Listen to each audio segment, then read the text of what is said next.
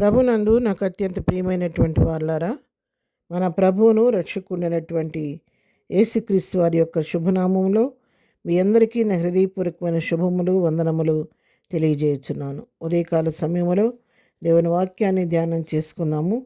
ఈరోజు వాక్య ధ్యానము కొరకు మనం తీసుకున్నటువంటి లేఖన భాగము మత్తయి సువార్త 10వ అధ్యాయము 30-31 వచనాలు చదువుకుందాం. మీ తల వెంట్రుకలన్నీ లెక్కింపబడి ఉన్నవి గనుక మీరు భయపడకుడి, మీరు అనేకమైన పిచ్చుకల కంటే శ్రేష్ఠులు. ఆమెన్. దేవుని నామమునకు మహిమ కలుగును గాక. ఇక్కడ రాయబడినటువంటి మాటలు మనం చూసినట్లయితే ఇక్కడ ప్రభువారు చెప్తున్నటువంటి మాటలు, మరి మీ తల వెంట్రుకలన్నీ లెక్కింపబడి ఉన్నాయంటే ఎంత ఆశ్చర్యమో కదా. నిజంగా ప్రియరా, మన తల వెంట్రుకలు మనకు తెలియదు. ఇప్పుడు నా తలలో ఎన్ని వెంట్రుకలు ఉన్నాయో నేను చెప్పలేను, ఎందుకంటే నేను వాటిని లెక్కించలేను, నా వల్ల కాదు చెప్పటం. కానీ సృష్టికర్త అయిన దేవునికి నా తలలో ఎన్ని వెంట్రుకలు ఉన్నాయో ఆ లెక్క కూడా ప్రభువు తెలుసండి. ఎంతగా ప్రభువు నీ పట్ల నా పట్ల శ్రద్ధ వహిస్తున్నాడో దీన్ని బట్టి మనకు అర్థమవుతుంది. అందుకే ఇక్కడ వాక్యం సెలవిస్తుంది, తల వెంట్రుకలు అన్నీ కూడా లెక్కింబడి ఆయన చిత్తంలో ఉన్నాయి కాబట్టి మీరు దేని విషయం భయపడొద్దు. మీ తల వెంట్రుకలు సైతం లెక్కించి వాటికి పోషణిస్తున్న దేవుడు నిన్ను విడిచిపెడతాడా? దేని విషయం మీరు భయపడొద్దని చెప్తున్నాడు. ఇంకా ఒక ఉదాహరణ చెప్తున్నాడు, మీరు అనేకమైన పిచ్చుకల కంటే శ్రేష్ఠులు. పిల్లరా, ఈ లోకంలో పిచ్చుకలను మనం చూసినట్లయితే ఎవరు కూడా పిచ్చుకల్ని ఇంట్లో పెట్టుకొని వాటికి గూడు తయారు చేసి చక్కగా టైంకి టు టైం వాటికి ఆహారం పెట్టేవాళ్ళు ఎవరు ఉండరు. అవి బయట తిరుగుతూ అవి అల్పమైన జీవులు బయటకు తిరుగుతూ ఎక్కడ ఆహారం దొరికితే అక్కడ తిని తృప్తిపడుతూ ఉంటాయి. మరి వాటిని దేవుడు ఆశ్చర్యకరంగా పోషిస్తున్నాడు. అందుకే ఇక్కడ ప్రశ్నిస్తున్నాడు, మీరు అనేకమైన పిచ్చుకల కంటే శ్రేష్ఠులు. ఒక చిన్న పిచ్చుక విషయంలో దేవుడు అంత శ్రద్ధ తీసుకొని వాటిని పోషిస్తూ ఉంటే నిన్ను పోషించడా? తప్పకుండా నిన్ను కూడా ఆయన పోషిస్తాడు. నువ్వు ఏ విషయంలో కూడా కృంగిపోవద్దు, భయపడవద్దు అని ఇక్కడ వాక్యం మనకు తెలియచేస్తూ ఉంది. మత్తయి సువార్తలోని 6వ అధ్యాయం మనం గమనించినట్లయితే ఇక్కడ 36వ వచనం చదువుకుందాం, 26వ వచనం చదువుకుందాం. ఆకాశ పక్షులను చూడుడి, అవి విత్తవు, కోయవు, కొట్లలో కూర్చుకొనవు, అయినను పరలోకపు తండ్రి వాటిని పోషించుచున్నాడు.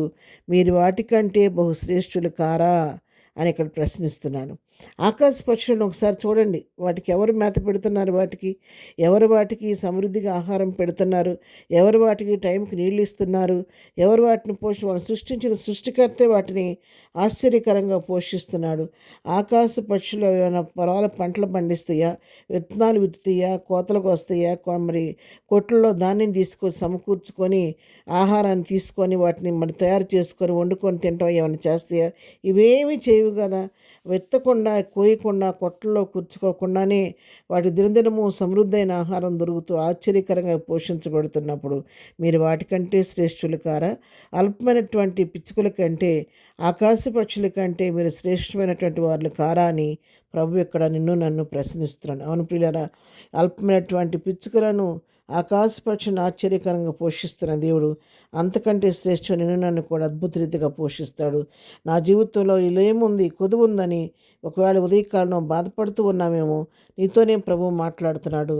ప్రియ సహోదరి సహోదరుడా, నీకున్న కొదువును, నీ లేమును ఆయన తన కృపా మహదేశులో తీర్చుటకు ఆయన శక్తిమంతుడు, సమర్థుడు. కాబట్టి నీలో నీవే కృంగిపోవటం కాదు, కానీ నీ సమస్యను ప్రభు పాదాల దగ్గర పెడితే, నీకున్న లేమేంటో ప్రభువు చెప్పుకుంటే అద్భుత రీతిగా నీ సృష్టికర్త అయిన దేవుడు నీ లేము నుంచి నేను విడిపించి సమృద్ధిలోనికి నడిపించి నీకు సమృద్ధైన ఆహారం ఇచ్చి నోటి నవ్వు కలుగు చేస్తాడు.